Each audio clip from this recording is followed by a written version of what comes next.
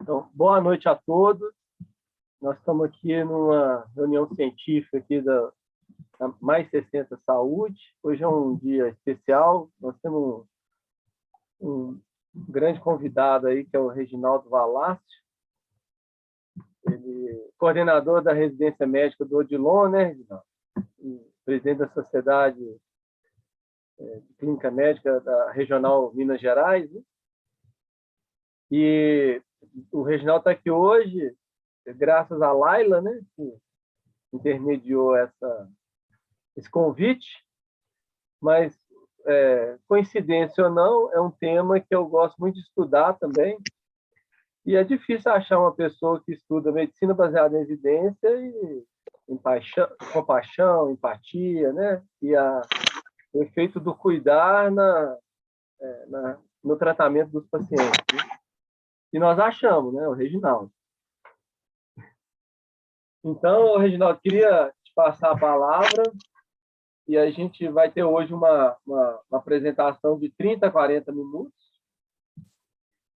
e depois, no final, a gente vai abrir para perguntas, nós vamos fazer um bate-papo aí, porque esse assunto é bem enriquecedor. Então, com a palavra aí, Reginaldo. Obrigado, Fernando, pelo convite. Obrigado, Laila. É uma satisfação estar junto com vocês aqui, né? O Mais 60 aí com um projeto com um significado tão importante aí para os conveniados aí da Unimed, para a população como um todo de Belo Horizonte. Então, hoje nós vamos conversar sobre compaixão, né? Um tema que talvez pareça não científico, né, Fernando? Pareça incompatível com medicina baseada em evidências, né? Então, até fazer um comentário sobre isso, que realmente, assim, nos últimos anos eu tenho me dedicado muito a ensinar e a disseminar um pouco de medicina baseada em evidências. E é interessante a gente notar que na definição do Sackett, né, o Dave Sackett, que foi o grande pioneiro da medicina baseada em evidências, ele fala sobre a evidência que vem da pesquisa clínica, né, e fala sobre a expertise do médico e sobre os valores e preferências do paciente, os três componentes da medicina baseada em evidências. E ele fala que essa expertise ela é demonstrada no uso judicioso, consciencioso e transparente, né? Aquele jeito que a gente explica o que a gente faz, como a gente faz as coisas. Então, no uso do conhecimento dessa forma, consciencioso, transparente, judicioso.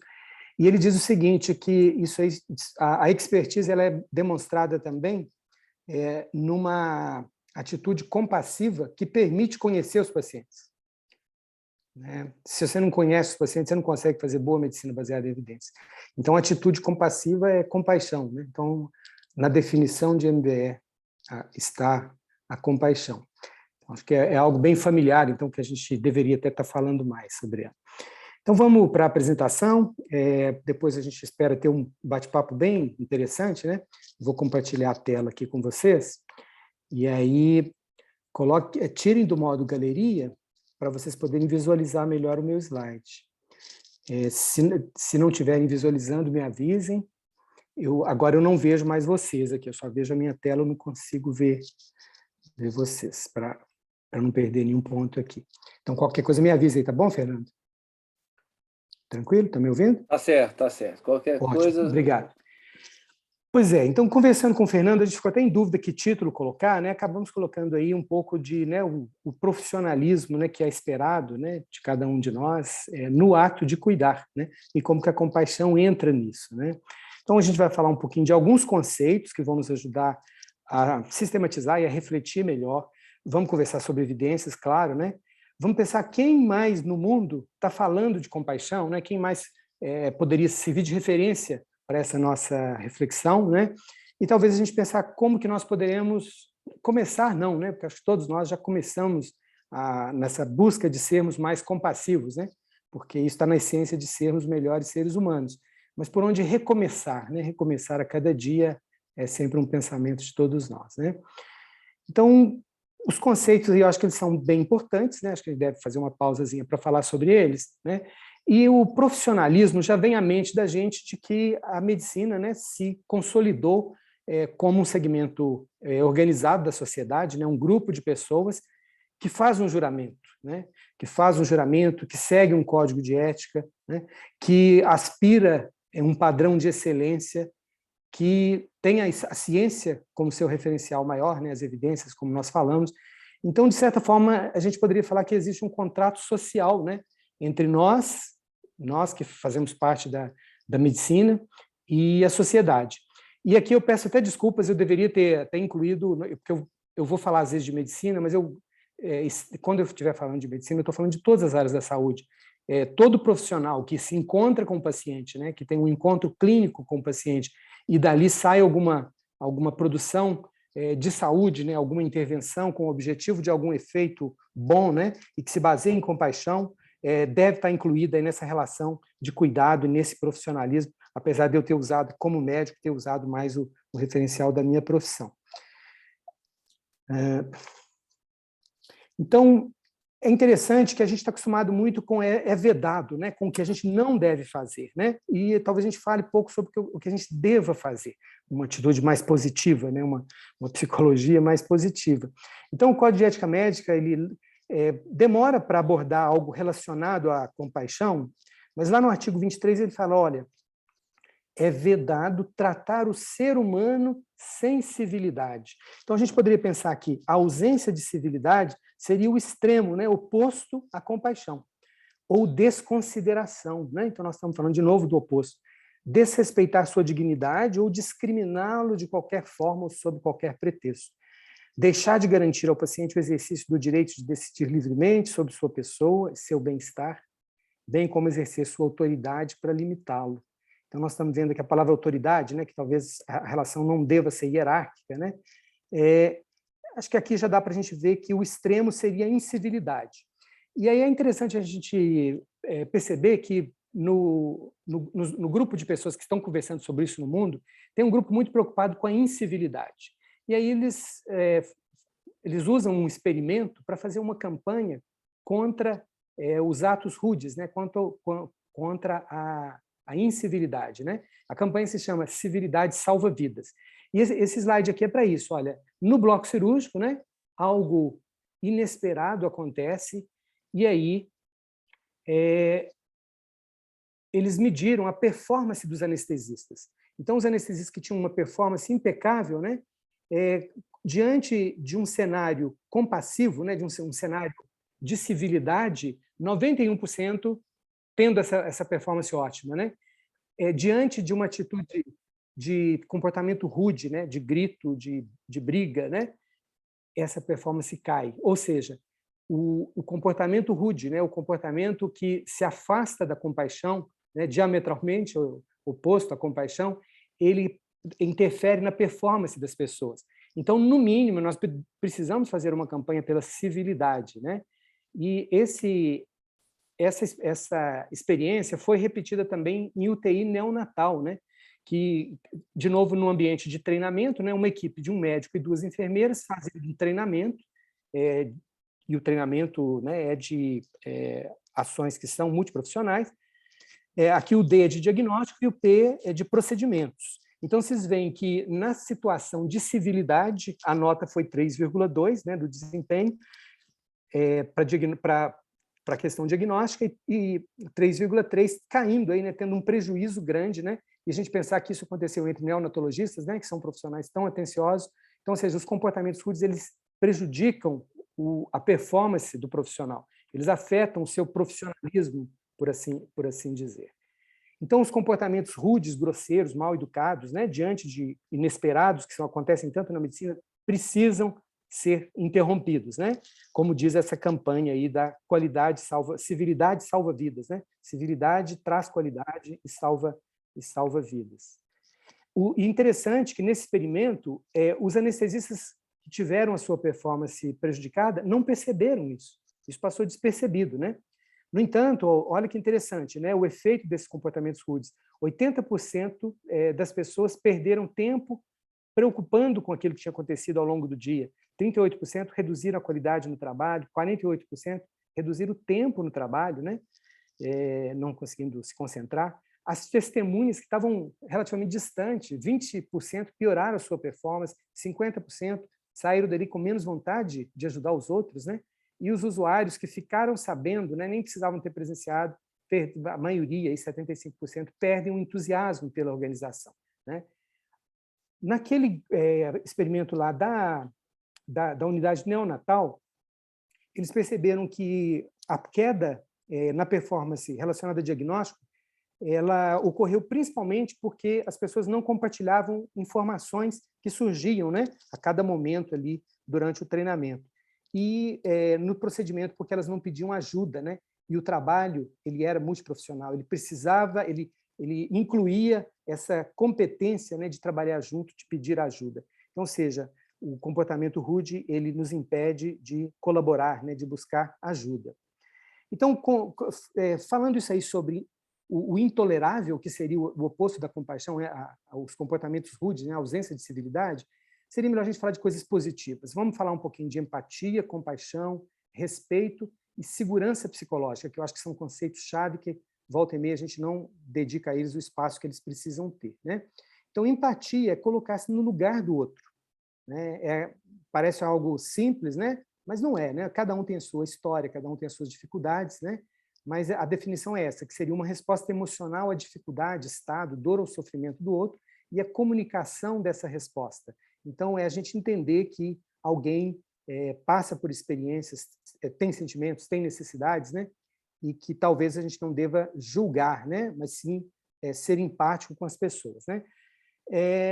Muitos aí pensam que a compaixão ela é inerente ao ser humano, né? Tem até uma história interessante, né, dessa pesquisadora bem conhecida, a Helen Rice, que ela disse que numa viagem de avião ela percebeu que ouviu, né, que uma criancinha estava chorando muito, né? E aí um outro menininho lá no avião, mais na frente, percebendo aquilo, ele se levantou, saiu do assento dele e foi até o menininho que estava chorando e ofereceu para ele o seu bico, né? A sua chupeta. Então, quer dizer, ele deve ter se colocado no lugar do menino, né? E ele foi além, né? Ele teve compaixão. Ele falou, olha, ele está sentindo o que eu sinto, eu consigo perceber o que ele sente. Quando eu sinto isso, a chupeta resolve o meu problema, né? O bico resolve o meu problema. Então, eu vou oferecer para ele o que me alivia, né? Então, desde muito cedo, eu acho que tem essa coisa cognitiva, né? Eu entendo o que você está passando, né? Aí muita gente fala, peraí, eu sinto muito, né? Eu estou incomodado de você estar sentindo isso que você está sentindo, né? E aí eu ajo, eu demonstro, né? Então já num patamar comportamental. Então o que a gente vai conversar muito aqui hoje é exatamente sobre sair do cognitivo, né? Todos nós entendemos o sofrimento que as pessoas estão passando lá na Ucrânia, né? Todos nós sentimos muito, né? Talvez a gente devesse agir de alguma forma para minimizar o sofrimento dessas pessoas, né? Então, isso é a compaixão, que é esse eu ajo, eu demonstro, né? A simpatia e a empatia que eu tive para com alguém, né? Então, compaixão é estar sensível ao sofrimento de si mesmo. Então, a gente também vai lembrar que sem autocompaixão é difícil exercer a compaixão, então, de si mesmo e dos outros, e sentir-se comprometido para tentar aliviar e prevenir esse sofrimento. Uma outra definição, uma resposta virtuosa que busca atender às necessidades e reagir ao sofrimento de uma pessoa por meio de uma compreensão relacional e de uma ação. As duas definições falam por si, né? E aí a gente poderia até pensar, eu falei aqui da empatia com os ucranianos, isso nos traz dor, né? Mas a compaixão que nós temos para os nossos pacientes e que se traduz em ações, né? A gente faz o que nós conseguimos fazer, isso nos alivia. Então, talvez a gente devesse se preocupar menos com a fadiga, né, de tanto excesso de compaixão, lembrar que talvez não, compaixão não vai trazer essa fadiga, mas empatia traz, né? Por quê? Porque a empatia a gente sofre e não consegue ajudar, né? Então, é do ser humano ser empático, mas ir para além da empatia e ajudar, né, e agir para aliviar o sofrimento do outro. O conceito de respeito também é muito intuitivo, né? Eu trouxe aqui para vocês uma matriz da qualidade em saúde lá de uma das províncias do Canadá. O que eles estão falando lá para os seus profissionais de saúde, gestores? Olha, qualquer serviço novo nessa província, qualquer serviço que vai ser reestruturado, vai pensar em melhorias, ele primeiro tem que pensar em respeito. Só pensando em respeito, a gente pode pensar em segurança, em acessibilidade, né, em cuidado apropriado, efetivo, equânime, né, eficiente, né, sem desperdício. E respeito é reconhecer e honrar os valores, as necessidades e as escolhas do outro. E guardem essa palavra necessidades, que ela vai aparecer muitas vezes aqui na nossa reflexão. E o outro conceito-chave é o de segurança psicológica. A gente precisa repensar na saúde se nós estamos cultivando um ambiente de segurança psicológica. Segurança psicológica diz respeito a uma zona segura, né? E essa zona ela é segura porque existe naquele lugar uma crença de que o local de trabalho é seguro para quê? Para se manifestar com ideias, dúvidas, preocupações e até erros. É um senso de confiança de que a sua voz tem valor. Talvez hoje o que mais ameaça a qualidade na saúde seja a falta de segurança psicológica. Porque onde não há segurança psicológica, o medo de ser julgado, o medo de ser ridicularizado, né, de ser criticado, ele faz com que os erros sejam colocados debaixo do tapete. E o erro debaixo do tapete não ensina. Se ele não ensina, ele vai ser repetido, né? E aí não é à toa que as estatísticas americanas colocam os incidentes que ameaçam a segurança do paciente, né? Que muita gente chamaria de erro médico, mas acho que é um nome muito inapropriado, né? São incidentes que acontecem dentro de um sistema muito complexo. Esses incidentes constituem a quarta causa de morte, né, nos Estados Unidos, depois aí do câncer, das doenças cardiovasculares, do câncer. Então, a segurança psicológica ela é fundamental. E o problema é que aquela história das distorções, né, que talvez façam com que a gente desvalorize algo de tanto valor, né? Então, a distorção aqui é confundir segurança psicológica com ser agradável, né? Garantir que as ideias de todo mundo serão aplaudidas. Não, as ideias precisam ser debatidas, né? A ausência de conflitos, não, conflitos existem, mas não precisa existir comportamento rude. Licença para viver reclamando, não. Tem que sugerir melhorias, fazer o que estiver no alcance de cada um para melhorar, né? Permissão para trabalhar menos, ou um objetivo em si, né? Não. Segurança psicológica é chave, e vocês vão ver que esses conceitos, né, estão muito ligados à compaixão. Só uma pessoa que está preocupada em realmente ter empatia e ir além da empatia e ajudar, vai se preocupar em fazer perguntas no dia a dia, admitir as próprias fraquezas e erros, para que eles não aconteçam mais, né, para que um erro meu ensine outras pessoas e que um erro de outra pessoa me ensine, sem que isso implique em julgamentos, em cultura de culpar sempre alguém, né, ou de jogar as coisas debaixo do tapete. Oferecer ideias novas, né, fazer críticas construtivas. Então, essa cultura ela tem no seu centro uma atitude compassiva, essa cultura da segurança psicológica.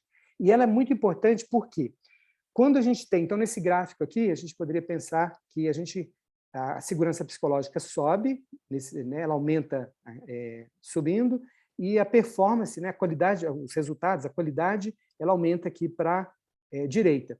Então, no quadrante aqui superior direito, a gente tem a zona que a gente gostaria de estar, né, que seria essa zona em que há alta segurança psicológica e os resultados, né, do mais 60, de uma clínica, de um hospital, né, de um sistema municipal de saúde, ele é um resultado muito bom. Então, as pessoas se sentem seguras para contribuir, para melhorar, e elas querem contribuir, elas querem melhorar, e elas têm a compaixão na sua essência, né? Quando isso não acontece, né, a gente pode ter uma zona de ansiedade, em que a segurança é pequena, as pessoas se sentem criticadas, ridicularizadas, né, ofendidas, julgadas, e estão em constante ansiedade, mas os resultados são bons. Será que eles vão se sustentar? Provavelmente não, né?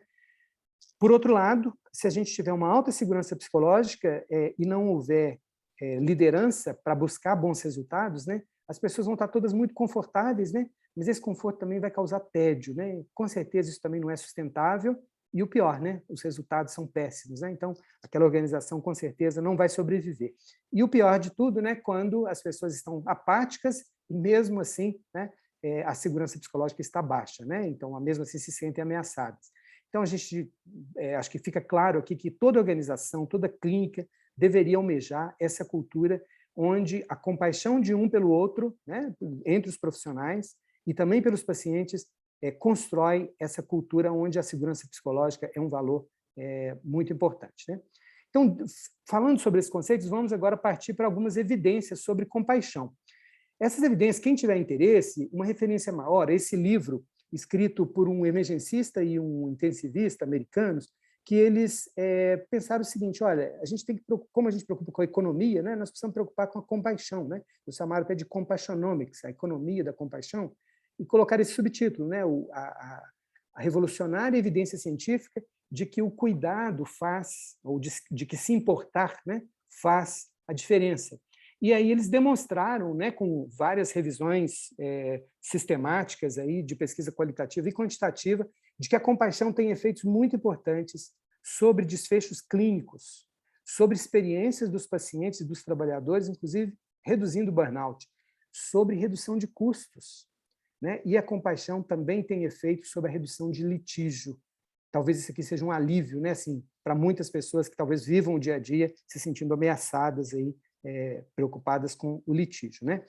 Essas evidências resumidas no livro, elas começam aí com a plausibilidade biológica, né? Então, a plausibilidade biológica, muita gente pensaria, peraí, não, na biologia a evolução natural é o quê? É a sobrevivência dos mais adaptados, dos mais fortes, né? Dos que competem e ganham a competição, né? Não, o próprio Darwin, no modelo que ele pensou de evolução, ele achava que o ser humano, né, chegou onde chegou, né, na seleção natural, porque ele estava dentro de comunidades colaborativas, né? Então, na verdade, o que ocorreu na evolução natural foi muito mais uma seleção não dos indivíduos mais competitivos, mas das comunidades mais colaborativas, né?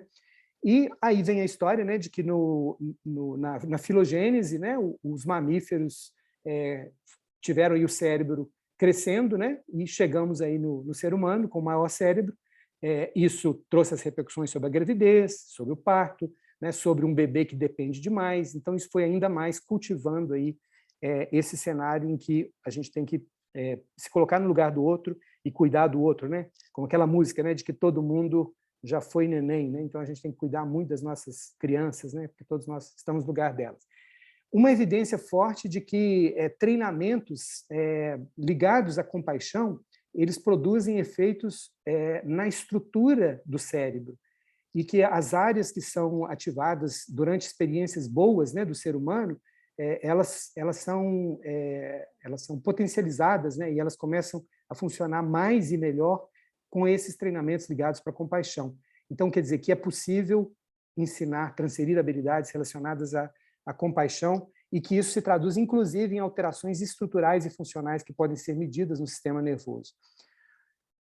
A Universidade de Stanford, né, com a sua faculdade de medicina, eu acho que é respeitada mundialmente, né, então eles criaram lá, sabendo disso, o Centro para Pesquisa e Educação em Compaixão e Altruísmo. Então, quer dizer, nós não estamos falando aqui de algo alternativo, né, nós estamos falando de algo extremamente científico, né, ao falar de compaixão. Estudos observacionais podem nos ensinar alguma coisa, né? Aquela história de que mesmo estudos observacionais podem nos ajudar a fazer escolhas, né? Então, por exemplo, 2 rotas aí para ir de Belo Horizonte a Montes Claros, né? Uma rota da direita, uma rota da esquerda, né? E a rota da direita, ela vai representar aí 2 horas a mais de viagem, 188 quilômetros a mais, 15 litros a mais, né, de gasolina. A gasolina está cara, né? Subiu mais ainda, né? Mas esses números, né, esses efeitos aqui mensuráveis, quantitativos, eles talvez não impressionem uma pessoa que fala assim, não, mas para mim não.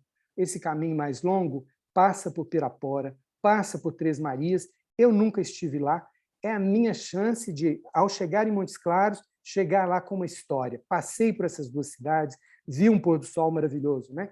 Então, o ser humano tem essa complexidade, né? Então, a gente tem que buscar as evidências quantitativas, mas também as qualitativas.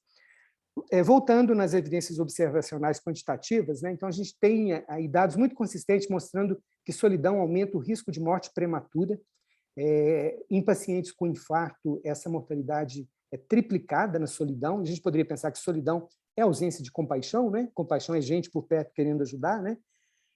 Isso é tão importante que no Reino Unido, acho que muitos de vocês sabem que a ex-primeira-ministra ela criou uma secretaria especial, a gente poderia chamar até de ministério mesmo, né, da solidão, né? Então, a solidão é um problema de saúde pública que precisa de uma ação multiprofissional, né, de uma estratégia aí a nível nacional para trazer efeitos aí sobre a saúde das pessoas.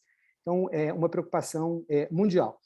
Experimentos, olha que interessante aqui. Os pesquisadores conseguiram alguns voluntários, né? Todos esses aqui estão citados lá naquele livro Compassionomics. Os pesquisadores conseguiram alguns voluntários que se submeteram a uma exposição do vírus da gripe, né?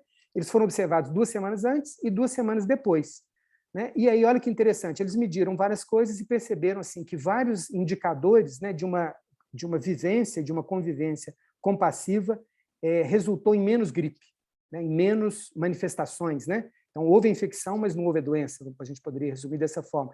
E mais abraços, né? Havia uma correlação nítida entre mais abraços e menos gripe, né? Uma evidência observacional muito curiosa. E ela não é só curiosa porque ela é consistente, né, em vários outros aspectos. Erros médicos, né? Eu falei para vocês da prevenção de litígio, né? Erros médicos, vários estudos também mostram, esse aqui em cirurgiões, né? De que os cirurgiões que apresentam uma exaustão emocional é você fazer o seu trabalho sem emoção, né? Se sentir desligado e despersonalizar, não ver as pessoas, né? Mas ver as tarefas apenas, ver a biologia, ver a anatomia, né? Sem ver as pessoas. E havia uma dose-resposta entre um indicador de exaustão e de despersonalização, esses 2 gráficos deixam bem claro, né? Quanto maior a exaustão, quanto maior a despersonalização, maior aí o percentual de erros médicos, né? Um efeito dose-resposta que, para a ciência, torna um estudo observacional de maior valor, né? O efeito dose-resposta ele aumenta aí a confiança que a gente tem de que essa associação é importante e que ela deve nos ensinar alguma coisa, né? O efeito sobre burnout foi bem demonstrado, né? E esse esgotamento e essa despersonalização estão claramente associados ao burnout. Outras associações que foram demonstradas nos estudos observacionais: melhor controle glicêmico, né? Tem um estudo americano e um italiano, melhor adesão ao tratamento do HIV, melhores desfechos no pós-IAM, e experiência do paciente, né? Pacientes mais satisfeitos com o sistema de saúde, com os profissionais. Ensaios terapêuticos também foram feitos, né? E alguns chamam a atenção.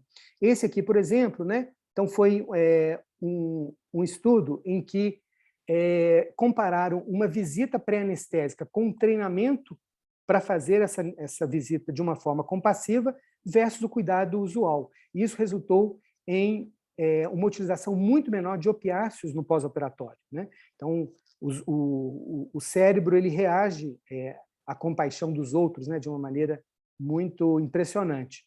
Esse outro estudo em pacientes com lombalgia, né, compararam uma fisioterapia compassiva com a fisioterapia usual. Depois a gente pode conversar o que seria essa fisioterapia compassiva, mas todas elas dizem respeito a um foco maior na pessoa, né, como um todo, né, ao que importa para a pessoa e não simplesmente a execução daquela tarefa em si. E o que houve aí de diferente, né, no grupo randomizado para a fisioterapia compassiva, né? Um alívio significativo da dor, né, 2 vezes mais esse alívio ocorreu nesse grupo. Esse estudo aqui, eu acho que ele é bem, ele é até paradigmático, né? Ele trouxe uns insights muito interessantes, eu acho que muitos de vocês já conhecem, publicado no New England, de que ele randomizou os pacientes com câncer de pulmão avançado para um cuidado paliativo precoce ou um tratamento oncológico usual. E no cuidado paliativo precoce, 30% a mais de sobrevida, né, comparável aí aos melhores quimioterápicos, e com uma grande melhora da qualidade de vida. Vocês poderiam pensar, mas espera aí, o que cuidado paliativo tem a ver com compaixão, né? Muitos diriam que tem tudo a ver, e que talvez seja essa a essência, né, dessa intervenção que causou esse efeito tão impressionante. Revisão sistemática também foi feita, e aí a revisão sistemática ela fez essa pergunta aqui, né? Será que é uma cultura organizacional compassiva, né? Que tem um clima relacional, um ambiente, uma cultura organizacional positiva, né? Será que isso faz diferença para os pacientes, comparando com uma negativa? Então, essa revisão sistemática publicada em 2017, ela usou vários critérios para definir uma cultura positiva, mas ela tinha tudo a ver com compaixão, né? Então, aquela cultura que promovia uma coesão, uma colaboração, né? Inclusão, né? Que as pessoas se sentiam apoiadas, né? E aí, o que eles perceberam? Encontraram um potencial grande de estudos, né? Mas separaram aqueles que realmente poderiam responder. Então, a maioria era quantitativo, né? A maioria eram estudos observacionais, a maioria feita nos Estados Unidos, a maioria em hospital, mas a maioria de boa qualidade, né? Isso também chamou a atenção. E aí, olha que interessante, de novo, a história dos efeitos consistentes, né? Então, os efeitos foram melhores, os desfechos foram melhores em todos, os efeitos foram melhores em todos esses desfechos aqui: mortalidade, reinternação, eventos adversos, né?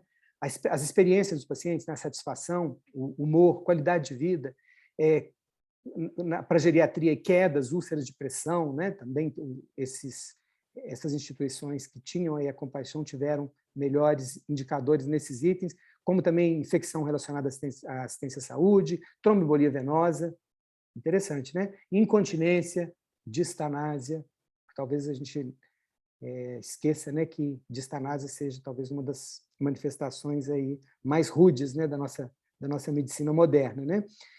E efeitos sobre a depressão também.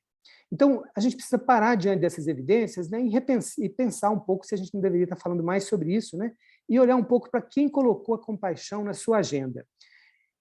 Muitos de vocês conhecem o IHI, o Institute for Healthcare Improvement, né? Então, esse instituto, ele olhou para essas evidências, né, e ele falou o seguinte: olha, qualidade é melhorar a saúde dos pacientes, então desfechos positivos aí dos diagnósticos, dos tratamentos para os nossos pacientes, mas isso precisa ser feito a custos sustentáveis, senão daqui a pouco nós não vamos dar conta, né? Nós vamos entrar em falência, né? Nos Estados Unidos isso é terrível, né? Muitos de vocês sabem, hoje eles estão gastando 18% do PIB em saúde, né?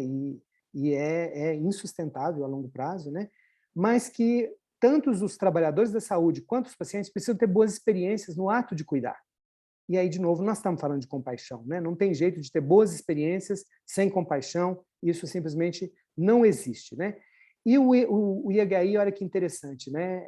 Ele usa uma referência de alguém que falou isso aqui, olha: no final, o segredo da qualidade, já que o IHI se ocupa da qualidade, né? O segredo da qualidade é o amor. Gente, quem deve ter falado isso? Se você tem amor, então você pode revisar as coisas para monitorar, né? As coisas seria revisar aí a sua clínica, o seu hospital, a sua unidade de produção dentro do hospital, né? O sistema municipal, o sistema intermunicipal, o sistema regional, né? Macro-regional. Então, você pode monitorar, usar indicadores e melhorar o sistema. Mas sem amor fica difícil, porque o segredo da qualidade é o amor. Quem será que falou isso, né? Será que eles pegaram da revista Caras, né? Será que a revista Caras chega lá nos Estados Unidos e tal? Não, né?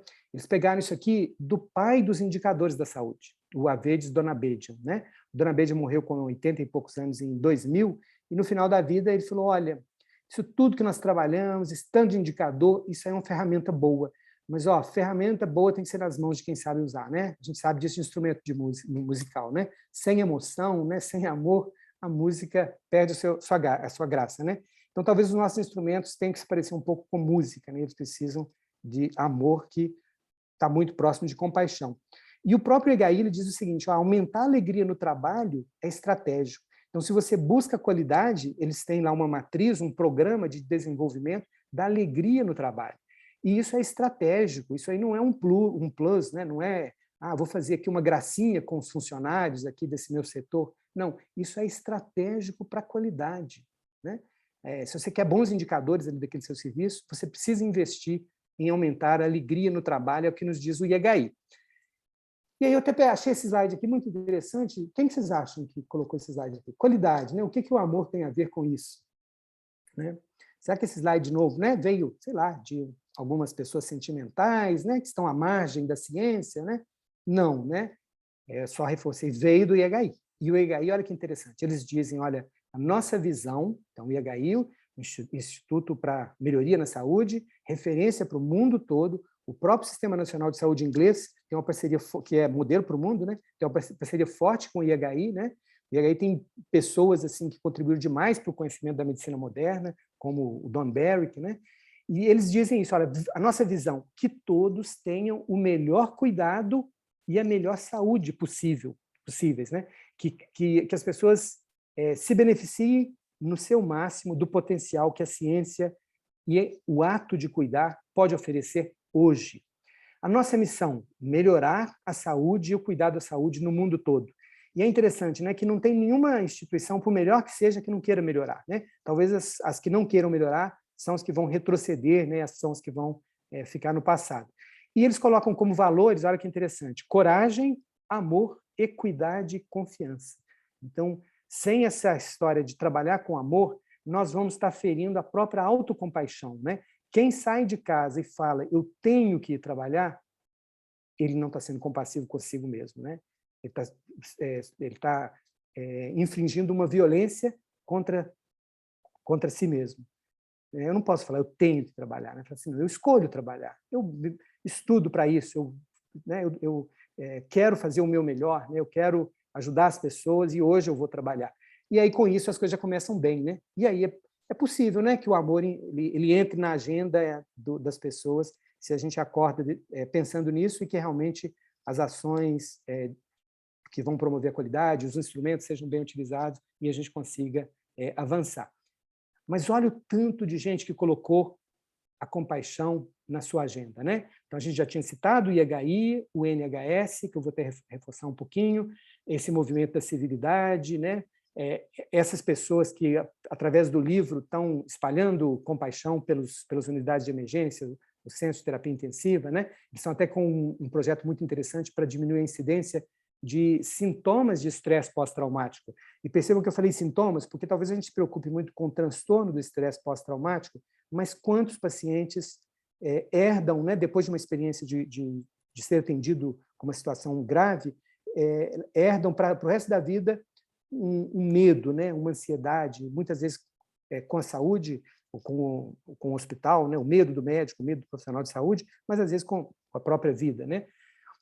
Então, isso tem sido debatido nos fóruns internacionais de qualidade, né? Depois da pandemia, vários movimentos, né? Então, esse aqui, por exemplo, né? O movimento da gentileza na pandemia, né? Espalhar a gentileza, né? A Universidade de Stanford, que eu já falei. Esse livro aqui é que pensa que todos nós somos líderes e que nós precisamos promover a compaixão no nosso serviço. Então, a gente precisa parar, entender que as pessoas estão usando e precisamos utilizar a compaixão no nosso dia a dia. E aí, por onde começar? Né? Ou recomeçar seria melhor. Né? Olha, a primeira coisa é que todos nós somos seres humanos. Né? Então, pacientes, trabalhadores, né? Gestores, todos nós somos humanos. Todos nós temos necessidades fisiológicas básicas. Né? Então, se alguém, no meio de uma reunião, pede para sair porque, sei lá, precisa ir no banheiro, todos nós vamos entender, ninguém vai julgar, nossa, ele não está interessado nessa palestra tão importante, né? Ou, nossa, numa reunião tão importante ele teve que sair. Não, eu faria a mesma coisa. Né?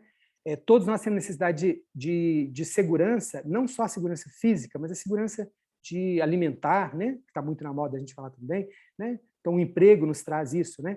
Mas essas necessidades são apenas as básicas, né? Que a gente não iria ficar satisfeito, né? De ter amizades, de ter conexões, de viver numa comunidade só com essas necessidades atendidas. A gente quer atender também as necessidades superiores, né? Que essa hierarquia aqui do Maslow precisa ser revista, né? Para fomentar a compaixão, porque o que nos une é que nós compartilhamos necessidades, nós somos todos parecidíssimos uns com os outros. Todos nós queremos ter conexão com as pessoas, porque nós temos necessidade de amor e de pertencimento. Nós queremos fazer parte, né, de uma equipe, de um grupo, em que as pessoas se respeitam, né, em que cada um cultiva uma autoestima, né, e que cada um promove a estima um do outro. E estimar o outro significa promover melhora na performance, ajudar as pessoas a encontrarem, né, os seus próprios objetivos, atravessarem suas fases difíceis, né? E cada um tem uma necessidade muito grande de realização pessoal, né, de contribuir, né? O Maslow achava que pouquíssimas pessoas têm essa necessidade de contribuição, né?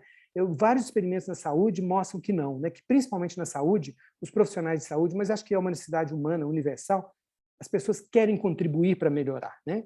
Por mais que às vezes o momento político faça a gente pensar ao contrário, né? Ou o movimento, né? Como o movimento de guerra né, e tanta pobreza no mundo, tanta miséria, será que as pessoas realmente querem contribuir? Mas querem, e isso pode ser cultivado, e eu acho que dentro do sistema de saúde, dentro de uma unidade de saúde, é chave a gente subir nessa pirâmide, né, e lembrar as pessoas que cada um tem essa necessidade, que juntos a gente pode um ajudar o outro a atender essas necessidades.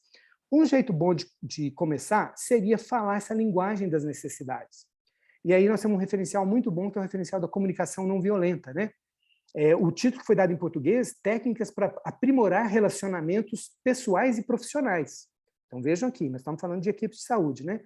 Mas o título em inglês era Uma Comunicação para a Vida, né? Então, muito, muito mais amplo. E, basicamente, ela é substituir o julgamento pela linguagem das necessidades. Então, se você está bravo hoje, espera aí, o que está acontecendo? Que necessidade não foi atendida?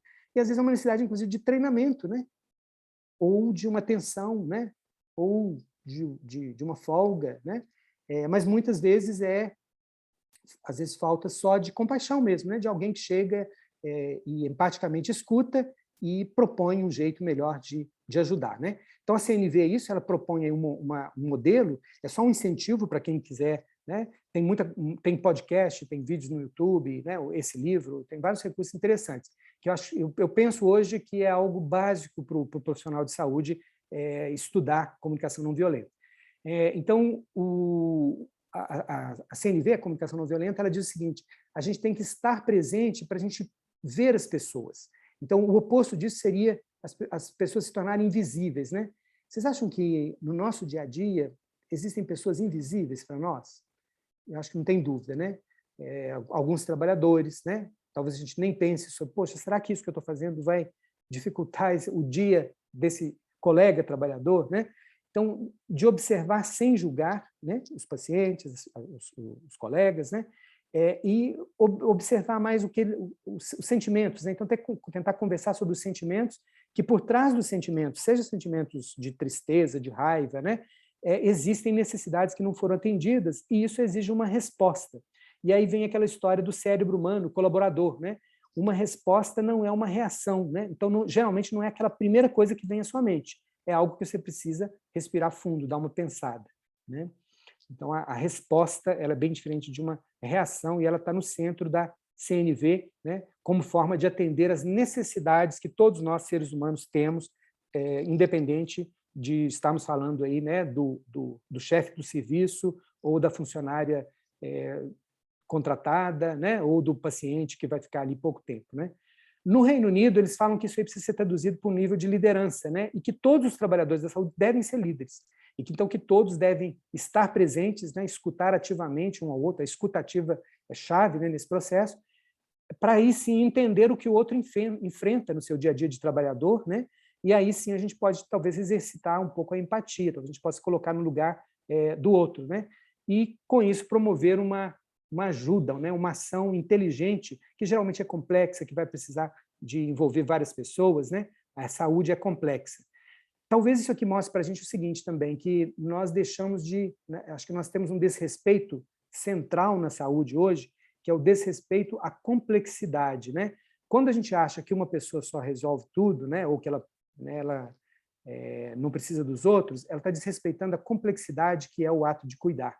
O ato de cuidar exige essa liderança compassiva, né, em que todos participam, porque a liderança compassiva é essencialmente inclusiva e colaborativa, porque as coisas são complexas, né? Então, eu acho que a gente avançaria muito se a gente tivesse esse pensamento aí com a empatia no centro para a gente liderar melhor e promover melhorias, né? Então, muitos motivos para a gente parar e refletir, né? E aí, por último, o que será que dificulta... Acho que, nossa, eu já estou esgotando aqui, desculpa. O que mais dificulta o exercício da compaixão e da autocompaixão, eu já citei isso numa aula anterior, mas acho que merece, de que a gente precisa de tempo para fazer as coisas, né? E olha que interessante, isso aqui foi um relato num jornal aí há algumas semanas atrás, de que um aluno lá na faculdade de Lisboa teve tempo para fazer isso aqui, olha, arrumou uma caixa de madeira, fez esses cartazes, né? Loja de souvenir, né? Estava cheio de pedra lá. E ele falou assim, ó, grátis se for para tirar aí um Zuca. Zuca é um brasileiro que passou à frente no mestrado. Ou seja, é uma campanha para violência, né? Então, houve tempo para o cara fazer isso aqui, né? Então, assim, sem jogar pedra nele, né, que seria uma violência, né? A reflexão é, atos compassivos ou não compassivos exigem tempo, né?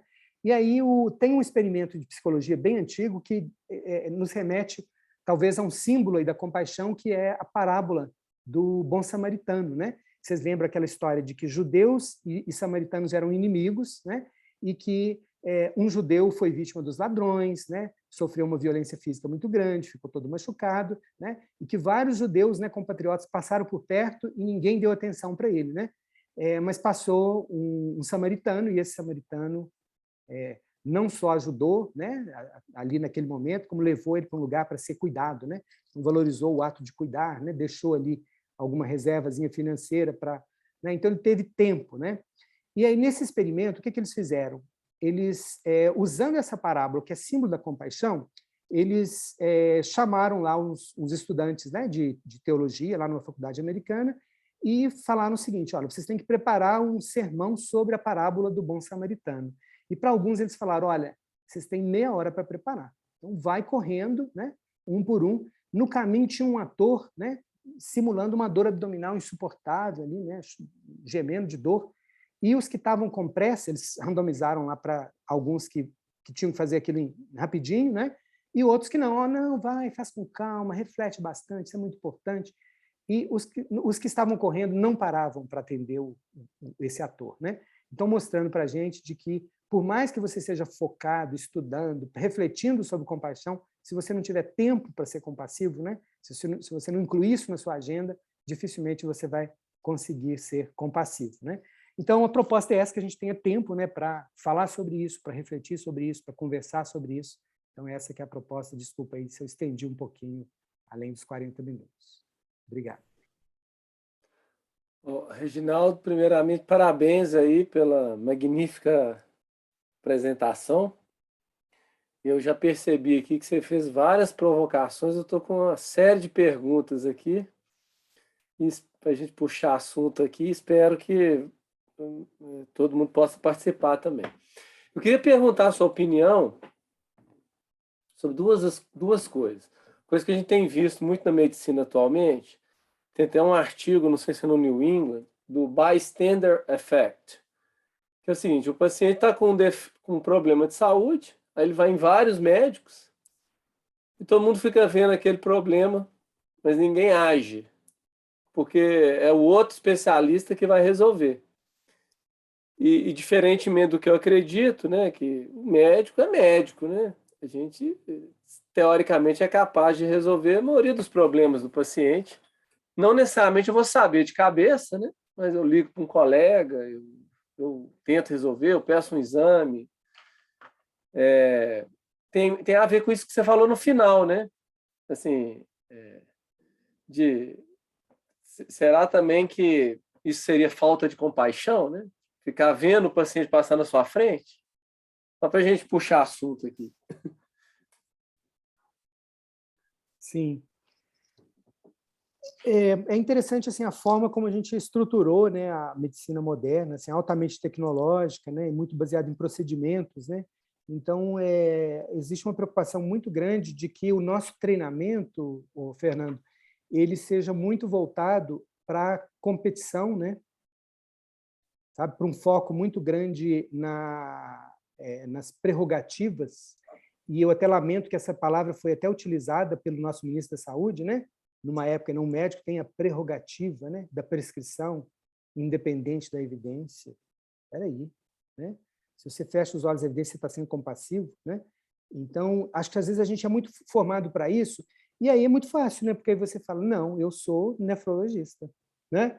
Não é minha prerrogativa ficar aqui sofrendo, né? Porque a empatia causa sofrimento, né? A compaixão não, a compaixão alivia. Então, para que eu vou ficar aqui sofrendo, esperando chegar alguém, né? Então, acho que você com razão. E contribuir também, né? O livro ele traz vários ensinamentos interessantes, que também ele traz um link aí com a segurança psicológica, sabe? Os profissionais têm muito medo, assim, nessa história da hierarquia da competição, acho que a gente tem muito medo de falar atravessado, né? De dar uma opinião numa coisa que não é sua, né? E talvez de não trazer à tona um problema que o outro talvez não vá perceber, né? Então, ele fala vários exemplos lá de situações, principalmente de urgência e CTI, né? De que alguém deu uma opinião e aquilo salvou o caso, né? Então, por exemplo, ele conta uma história de um paciente que chegou com uma cefaleia, né, terrível no pronto atendimento, né, a pior da vida e tal, houve suspeita de hemorragia subaracnoide, fizeram a tomografia, não mostrou nada e tal. E aí, uma enfermeira, uma técnica de enfermagem, né, ela se conectou melhor com o paciente. E porque o paciente, ele, desde o início, ele queria ir embora, ele falou, bobagem ter vindo aqui, me desculpa ter vindo, nossa, eu estou dando trabalho para vocês e tal. E ela que acho que conseguiu conectar com ele, falou, que isso, você falou que está dando trabalho para a gente, que bobagem e tal. E ela conseguiu a conexão. E aí ele falou para ela, falou assim, sabe por que eu estou achando que isso é bobagem? Porque essa dor de cabeça começou, eu sou muito constipado, e o meu intestino prendeu de um jeito que nunca tinha prendido antes. Eu tive que fazer muita força. Olha o nível de conexão para falar sobre algo tão íntimo, né? E eu tive que fazer muita força. Fazendo força, parece que estourou um negócio na minha cabeça. E aí, depois que ele foi embora e tal, essa técnica, né, foi conversar com o médico. Eu estou resumindo a história, mas eu fui conversar com o médico. E aí ele falou, meu Deus, você trouxe uma informação muito importante, chama ele de volta. E aí fizeram a punção lombar, era realmente um aneurisma roto, né? Por quê? Porque ela conseguiu o dado de história, que foi esse dado de história que falou, olha, tomografia 95% de sensibilidade, 5% ela perde. Esse cara tem uma chance muito grande de estar entre os 5%, por causa desse dado semiológico que o profissional médico mais expert não conseguiu, porque não tinha conexão, né? Então, acho que isso responde, não sei se responde o que você falou, né? Assim, a responsabilidade é de todo mundo. E tem que ter segurança psicológica para que cada um esteja se sentindo à vontade para contribuir. Escuta, eu ouvi isso dele. Será que isso não é importante para alguma coisa, não? Não é? Não, respondeu sim. Gente, eu vou chamar a Graciela para falar, mas quem quiser perguntar, tem que levantar a mãozinha aí. Se alguém não achar a mãozinha para levantar, pode mandar uma mensagem no chat aí que a gente fala também a pergunta. Graciela, pode perguntar. Boa noite, doutor Fernando. Boa noite, Reginaldo. Paula. Eu tenho uma pergunta. Quando você fala lá do erro, né, do medo do profissional da área da saúde errar, e a gente sabe que um erro na área da saúde pode ser fatal, e versus a compaixão, né, do líder, que ele tem que ter compaixão pelo paciente e compaixão pela equipe dele também. E isso me traz uma questão que eu já venho refletindo há muitos anos, essa compaixão dentro do líder, né? Passar essa compaixão para o time, até que ponto, o que você pode trazer para a gente, assim, de histórias, de exemplo, o conflito até que ponto que o líder, ele pode passar a ser complacente, né? A compaixão vira uma complacência, porque isso também acontece, né? Igual você citou, a gente não pode varrer o erro para debaixo do tapete, mas às vezes eu como gestora de RH, vi já em diversas instituições, que o líder, justamente por ele ter compaixão, ele confunde essa compaixão com também uma certa complacência e ela acaba varrendo o erro para debaixo do tapete. O que você pode nos dizer sobre isso? De novo, acho que a gente vai pensar muito na segurança psicológica, né?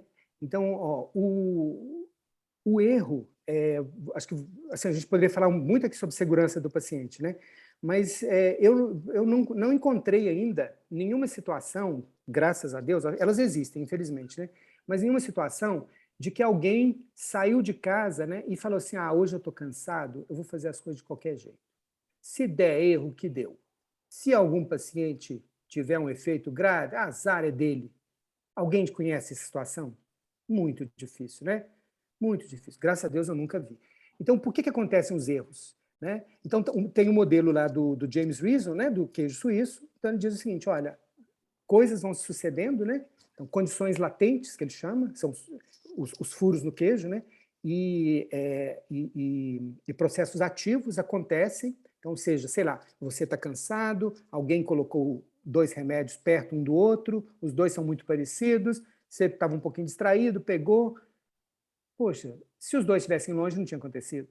Né? Se você não tivesse com sono, não tinha acontecido. Então, assim, raramente a situação vai ser de culpa. Então, o problema todo é a nossa cultura de culpa. Se a gente tivesse a cultura da compaixão, e a cultura tem tudo a ver com a cultura da segurança, com a cultura, né, dessa transparência, em inglês eles gostam de falar da palavra disclosure, né, da gente sempre deixar que o paciente saiba das coisas ruins que aconteceram, a gente não melhora, né? No fundo está a compaixão. Assim, tem muitas histórias de pacientes que reconhecem, né? Falam assim, olha, o doutor deixou uma compressa no meu abdômen, mas, nossa, mas ele é muito bom, ele me trata muito bem, né? Ele é uma pessoa muito boa, ele é muito bom. Podia ter acontecido comigo. Você está entendendo? Se eu fosse médico, eu podia ter deixado também. Aí teve que... então, tem umas pesquisas muito boas que falam o seguinte, os profissionais até confundem, até uma coisa perigosa, confundem competências com compaixão. Eles acham que o compassivo sempre é muito competente. Então, se você tem duas pessoas, um é muito competente, mas não é compassivo, ele vai ser visto como incompetente pela maioria dos pacientes, né? É o jeito de interpretar dos pacientes. Então, por isso é que eu acho que assim, a gente está muito tranquilo de que as evidências são fortes, que em várias culturas a compaixão ela promove essa atitude construtiva, né? Que diante de um erro, a melhor coisa é reduzir os danos, claro, né? Vamos fazer tudo que a gente puder para reduzir os danos, mas depois aprender para não acontecer de novo, né? Então, eu acho que o bom líder ele vai ter compaixão para si mesmo, né? Para a equipe, e a equipe que não aprende vai repetir o erro, né? Então, assim, é uma conversa muito longa, mas espero que tenha, assim, Sim. essa... Você trouxe tenha algo dado um insight. importante, que é a de trabalhar essa cultura do erro, né? E sai da Exato, da culpa. E culpa, aí entra na exatamente. questão da culpa. Exatamente. Sim, É excelente. chave mudar a cultura organizacional e o clima relacional. Então, vocês veem, quando o IHI coloca o amor como um valor, né, ele está falando disso. Uhum. Né? Quando Dona Bedian fala assim, olha, indicador não resolve. Uma atitude administrativa não resolve. O que resolve é a promoção de conexões. Né? As equipes boas são as equipes que se conectam, que um cuida do outro, que um preocupa com o outro. Né? Certo, excelente. Muito obrigada. Não, sensacional. Gente, não esqueçam de levantar a mãozinha para perguntar. Enquanto isso, se ninguém levantar, eu vou perguntando. Reginaldo, uma coisa muito interessante, porque na medicina, em geral, e principalmente na geriatria, a gente lida o tempo todo com a complexidade. Então, principalmente os idosos, né, os renais crônicos, não estão incluídos aí nos clinical trials, e a gente tem o tempo todo que tomar decisões, né, do que usar, como usar, quanto tempo usar, ou fazer desprescrição. E você citou aí no final da sua palestra sobre o desrespeito à complexidade, sabe? Então, assim, eu achei que tem tudo a ver com a geriatria, né? Mas você poderia falar mais um pouquinho sobre isso? Eu vi que você é clínico, né? E tem mestrado em geriatria, né? E não Sim. precisava ser geriatra, né, para falar isso, né? Médico, né? Esse desrespeito à complexidade, levando a piora desfecho clínico, alguma coisa do tipo? Uhum. Sim. Pois eu até fico pensando que tem um pouco a ver com essa história do tempo que a gente falou, né, e do desrespeito à complexidade, né. Eu sou, assim, cada um de nós vai ter um viés, né, assim, eu trabalho com residência médica, assim, a minha maior dedicação é residência médica, até a modelos, né, de educação na residência, modelos baseados em competência, né, trazer as evidências para o centro da discussão. Então, me incomoda demais que no Brasil a gente ainda tem essa realidade, né, de que muitos profissionais não têm acesso à residência médica e aí eles são ensinados que eles estão prontos para trabalhar. E aí vem aqueles, ao invés de respostas, que vocês lembram, né, a compaixão exige respostas, né, exige reflexão. Esses meninos, e aí, desculpa, não tem nenhum tom pejorativo, sabe? É mais de compaixão mesmo com essa situação. Então, muitos deles, e eu digo meninos porque terminou a graduação, que vivência que essa pessoa tem. Principalmente se ela utilizou o internato para estudar, para ter acesso à informação para fazer uma prova, e não para ter vivências de pacientes. Então, esse menino que terminou a graduação, ele começa a trabalhar, por várias razões. Porque não passou no processo seletivo da residência, porque tem conta para pagar, né? E aí a gente podia até conversar um pouquinho sobre as opções que o Brasil fez, né, de aumentar as escolas privadas, né? mas o fato é que, por várias razões, eles são jogados no trabalho. E aí, imagino essa pessoa atendendo e, às vezes, ainda não tem não recebeu um treinamento para um encontro clínico mais eficiente, e ela acha uma informação, ela vai ancorar, ela vai jogar a âncora, porque ela fala, já cheguei, né? Ancoragem precoce, né? O viés cognitivo, né? Já resolvi o problema, porque é muito mais fácil, né? Ela faz isso por mal? Não. E isso é um atentado, né, de desrespeito à complexidade, né? Aí eu tenho uma colega que até fala o seguinte, olha, para essas pessoas, o PCR alto é a síndrome da deficiência, né? A síndrome usada de uma maneira inadequada, né? É a síndrome da deficiência de antibiótico. Não é? Um exame de urina alterado, que a maioria dos pacientes idosos tem, né? Principalmente se tiver alguma restrição de movimento, incontinência, né? A famosa bacteriúria assintomática, exame de urina alterado resolveu o problema, né? Para que eu gastar tempo com complexidade? É uma ITU, né? Então, eu acho que o desrespeito a gente começa a ensinar para as pessoas que, né, que medicina, que o cuidado da saúde não é complexo e que ele é individual, né? Então, assim, a gente devia ensinar os nossos formandos, né, os nossos residentes a trabalharem junto, né, a entenderem que é complexo, né, que precisam de supervisão no começo, né, que a confiança que eles devem ter neles mesmos, ela deve crescer aos poucos, não pode ter aí uns picos de crescimento rápido, não, porque isso é perigoso, né? Então, acho que talvez a gente deve estar muito preocupado com isso, né? E lógico que as equipes, né, as pessoas que trabalham juntas, de terem essa cultura, né, de melhorar, de rever a própria performance, onde que estão os problemas, né, de estudarem a sua cultura, né? Como é que está a cultura organizacional aqui? Como é que está o clima relacional, né? Então, e para isso nós temos, por exemplo, a ferramenta lá do IHI, da alegria no trabalho, né? Quando eles falam alegria no trabalho, eles não estão falando de mostrar comédia para as pessoas rirem, não, né? Eles estão falando das pessoas ficarem satisfeitas porque estão produzindo um trabalho de qualidade, né? Estão indo para casa satisfeitas por fazer parte de uma equipe tão boa, por ter feito diferença na vida de tantos e tantos pacientes, né? Então, eu acho que é um trabalho coletivo, né? Um movimento mesmo, que acho que existe hoje dentro da medicina, né? Seja do ensino e treinamento baseado em competências, da medicina baseada em evidências, né? E dessa questão aí da linguagem, né? Das necessidades, da compaixão, que eu acho que eles têm que estar bem convergentes para a gente construir, né, um cenário melhor aí do cuidado da saúde. Eu estava mudo aqui. Olha o que você falou, que você está me fazendo refletir aqui. A gente criou na Mais 60 um setor educacional que é o Mais 60 Saber. E eu tenho dois grandes desafios com o Mais 60 Saber. Eu tenho um treinamento interno dos nossos colegas médicos, equipe multidisciplinar, que é aquela história, né? Qualquer ambiente de saúde tem que ter reunião científica, tem que ter discussão de caso, tem novidades, tem artigos novos, então, para a gente manter a atualização constante e nivelar o conhecimento. Mas tem outro propósito que nos move também, que é o seguinte: eu sou do interior, sou de Pompéu. Outro dia minha mãe passou mal, pelo telefone eu falei assim, minha mãe tá esquisita, ela não estava assim, desligou o telefone, falou que ia deitar, o tom de voz estava esquisito. Peguei o carro, fui lá em Pompéu, sou de Pompéu, e minha mãe não estava conseguindo ficar nem sentada na cama. Tentei levar no hospital lá, fiquei 3 horas, um pronto-socorro estava relativamente vazio, e 3 horas para o médico chegar para atender minha mãe, ninguém funcionou, não foi uma enfermeira lá conversar com ela. Peguei ela, botei no carro, trouxe para Belo Horizonte, naquela época de chuva, o rio indo por cima da estrada e tal.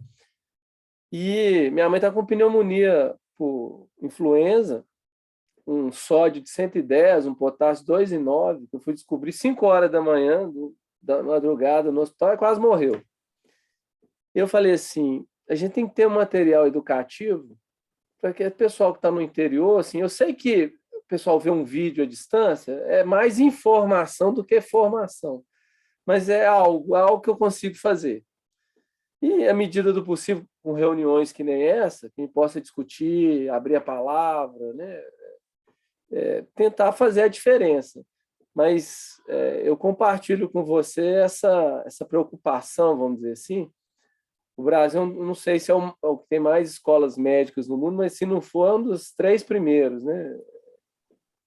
E realmente eu acho que a gente tem esse desafio aí. Qualquer pessoa que está em qualquer cargo de liderança na área da saúde, né, tem esse desafio educacional, né? Mas, para terminar, para a gente não estourar muito o tempo de todo mundo, o Reginaldo, eu estava fazendo até um desabafo aqui, né? Fala um pouquinho para nós da autocompaixão que você falou. O que é autocompaixão? Para ver se ficou claro. Porque eu entendi que tem que ter autocompaixão para você ter compaixão com o outro, né? Uhum. Olha, a autocompaixão seria perceber né, assim, aquela história, compaixão é você perceber o sofrimento de outro e querer ajudar, né? Então, perceber o seu próprio sofrimento, né? A gente tem às vezes, uma educação, assim, de que, talvez mais os homens, né, de que a gente não pode mostrar fraquezas, que a gente não pode mostrar sentimentos, que a gente, né, não tem necessidades, né? Ou, às vezes, de manifestar isso de uma maneira até, né, assim, até violenta, né? Assim, bater na mesa, né? Não vou porque eu já fiz demais e tal.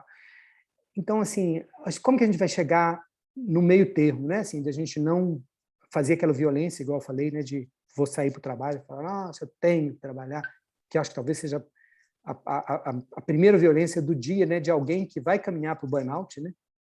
Que vai caminhar para o erro médio. É quem sai de casa para mim, eu tenho que trabalhar, né? E não eu escolho trabalhar, né? Então, até essa linguagem, né?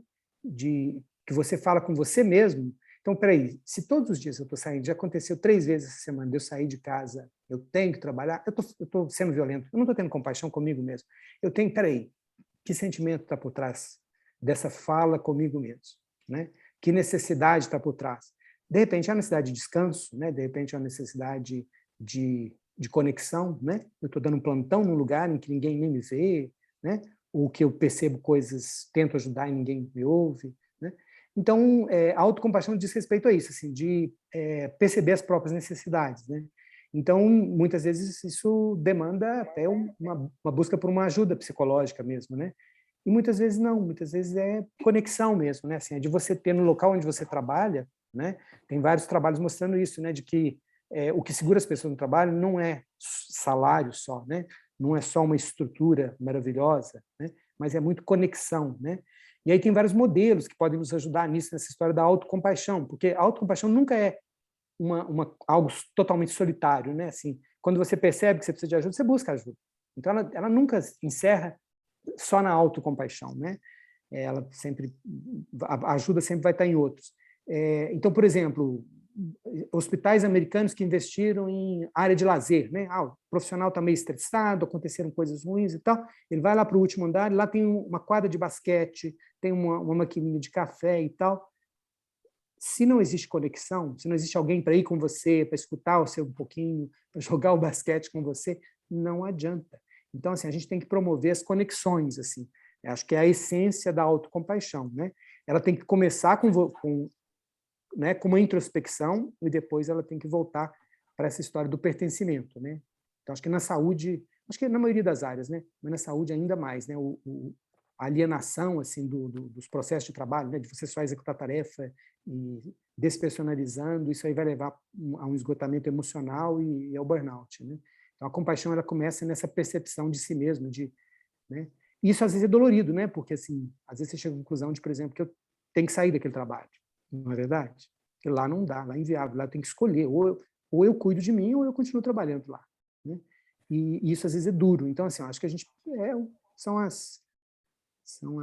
os desafios do ser humano mesmo a cada dia, né? Que no trabalho também acontece. E interessante você falou o seguinte: o brasileiro em geral gosta de falar que happy hour, né? Sexta-feira, 6 horas da tarde, né? Happy hour tem que ser segunda-feira, 7 horas da manhã. Exatamente. E a Graciela levantou a mão de novo. Eu tenho uma última pergunta. É exatamente sobre conexão, Reginaldo. Nós vamos ter que marcar outra reunião depois. Você deu o exemplo da conexão, aquele exemplo do profissional lá da saúde, que teve a conexão com o paciente. E eu acho que isso é fundamental. Como que a área de gestão de pessoas pode, né, ajudar a desenvolver essa conexão em todos os profissionais, né, de uma instituição de saúde? Você acabou de falar aí também a conexão com o par, a conexão com o paciente. Qual que é o caminho que você indica para a gente desenvolver esse trabalho? Nós estamos trabalhando com um projeto que a gente está utilizando como referência maior o projeto do Reino Unido, sabe? Da liderança compassiva. Ele se assenta muito na comunicação não violenta, né? O outro referencial é o da alegria no trabalho, do IHI. Então, eles trazem recursos, né? E todos eles dizem respeito muito a essa história de pausas para a gente refletir sobre o que está acontecendo, né? Acho que você mesmo que mencionou, né, a tendência do líder compassivo de jogar as coisas debaixo do tapete, e inclusive jogar o mal-estar, né, jogar o clima relacional está ruim. A gente não pausa para dar uma conversada sobre isso, né? A gente simplesmente joga isso debaixo do tapete e aí está tudo bem, né? Então, talvez o grande problema seja a história do, sabe, aquele cumprimento informal que a gente faz na rua, está tudo bem? Tudo bem. Não poderia ser assim no trabalho, né? Está tudo bem? Eu quero saber mesmo, né, se está tudo bem. Não está por causa disso. Olha, esse meu trabalho está muito penoso por causa desse computador que não funciona. Eu tive que ficar aqui 1 hora a mais, né? A American Medical Association tem um programa de acreditação de serviços que são, assim, poderiam fazer uma versão, né, tipo amigos do médico, né? Então, basicamente, esse hospital tem um grupo que estuda, né, essas coisas que nós estamos falando aqui, e que promove ações, né, de apoio de pares mesmo, né? Então, assim, eu acho que se fosse para responder muito rápido, assim, colocar isso na agenda e utilizar referenciais que já estão acontecendo, porque a gente tem que adaptar, né? A gente não vai nunca copiar algo, a gente vai ter que é uma ferramenta, né, que em cada instituição vai ser adaptada para ser melhor utilizada. Mas já existe uma literatura assim, muito boa, evidências muito boas de que essas habilidades elas são transferíveis, né? Assim, é possível treinar, são competências, né? E não é um luxo, é uma necessidade, senão as coisas não vão se sustentar, né? As melhorias não vão ocorrer, né? O aprendizado não vai ocorrer, né? Muitas necessidades não serão atendidas. Então, acho que a gente tem que pensar isso estrategicamente e atuar, né, assim, nesse pensamento. E aí, profissionais de RH, né, de psicologia, né? Mas é importante assim, que não seja algo que vem de fora, né? Todos esses ensinam muito isso. É algo que tem que ser construído a partir de um diagnóstico, né, das unidades mesmo. Acho que e isso às vezes traz dores, né? Traz dores, porque você perceber que existem problemas no seu setor, é muito melhor você continuar. Tá tudo bem, né? Muito melhor. E não escutar. Mais confortável. Passa pela escuta. Sempre passa pela escuta. Ótimo. Mas tem métodos estruturados, né? Tem aqueles grupos de Schwartz, né? Que estão espalhando pelo mundo todo, Sim. né? Foi um paciente que criou, você já deve ter ouvido falar. Então, tem muita coisa legal acontecendo pelo mundo afora, sabe? Então, a gente tem bons modelos para nos inspirar, né?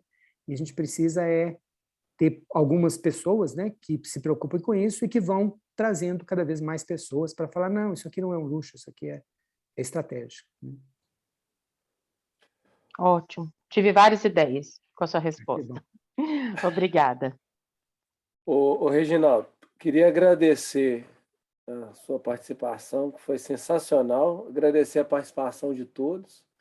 Talvez a gente pode tentar depois fazer uma coletânea dessas referências aí, mandar para todo mundo que se inscreveu, para quem quiser estudar mais. E